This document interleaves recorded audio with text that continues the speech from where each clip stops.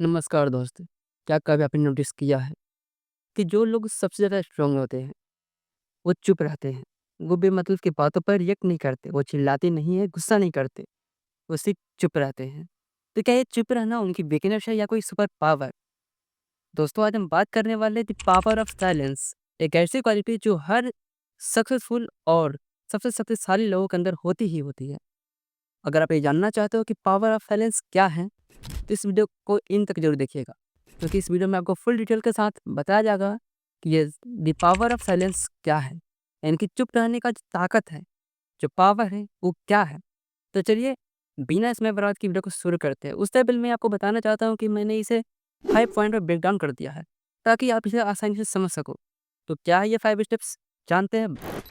तो चलिए वीडियो को स्टार्ट करते हैं। स्टेप 1, चुप रहना सीखिए।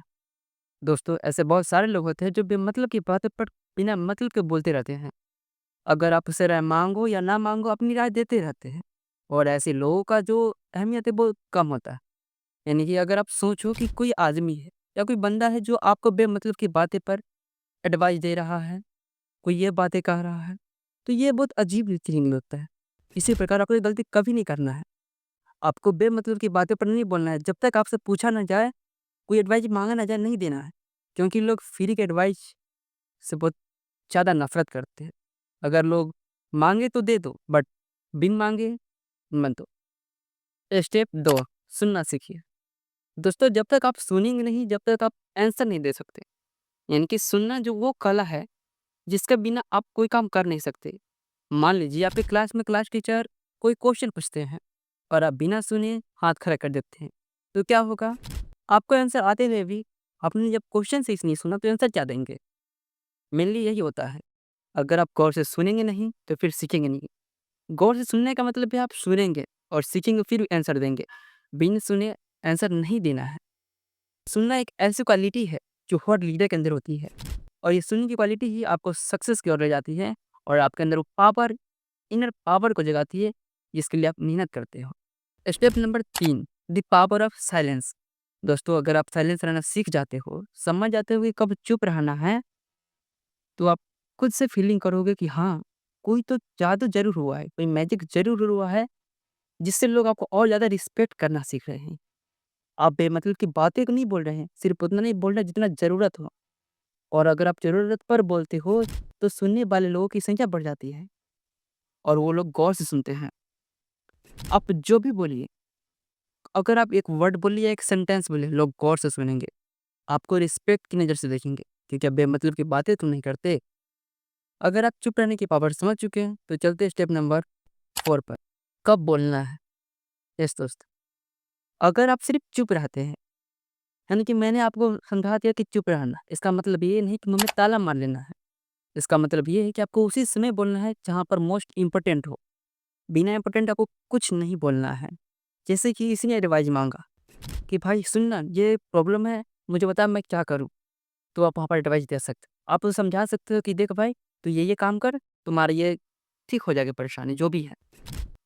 बट अगर आपको किसी ने कहा ही नहीं, कुछ बोला ही नहीं, आप मुँह उठाकर चल दिए और बोले भाई तू प्रॉब्लम में है, ये कर भाई, मैं भी ऐसा था, ये कर, फिर सब खत्म। यानी कि वो भी अगर प्रॉब्लम में होगा भी तो आपको कुछ बताएगा नहीं। ऊपर से चिढ़ जाएगा आपको और आपसे गुस्सा कर लेगा और फिर मुँह उदास करके बैठ जाएगा और आपसे बातें भी नहीं करे। यानी कि यहाँ पर आपका रिलेशन भी खराब हो सकता है।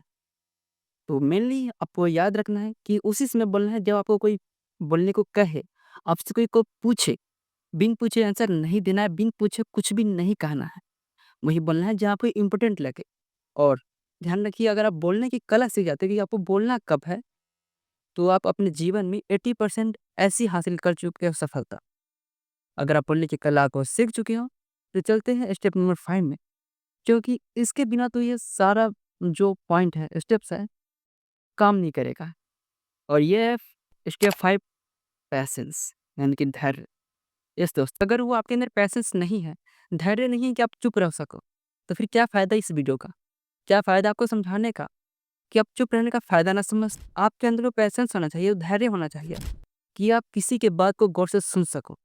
किसी को कुछ कहने से पहले आप समझ सको, उसकी फीलिंग्स को जान सको कि हाँ, मुझे यहाँ पर चुप रहना है, मुझे यहाँ पर सुनना है। धैर्य बनाए रखना है कि हाँ, तुम पहले बोल लो, फिर मैं बोलूँगा। ये नहीं कि वो ब आधा बात बोला और आप बीच में से उसको टोक दिए कि सुन भाई तुम ये बोल रहा है, ये चीज़ कर, ये चीज़ कर, ऐसा कुछ नहीं। पहले आपके अंदर वो पैशन्स रहना चाहिए, शांति बनाए रखिए और सुनिए उस बात कि वो कह क्या रहा है।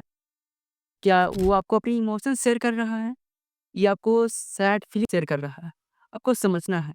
अगर आप उसके फीलिंग्स, उसके सैडनेस और उसकी बातों को समझ जाते हो, तो मुबारक हो, आप इस स्टेप्स को 100% तो नहीं बट 98% फॉलो कर लेते हो। बिकॉज़ पैशंस इस सब पर भारी पड़ता है।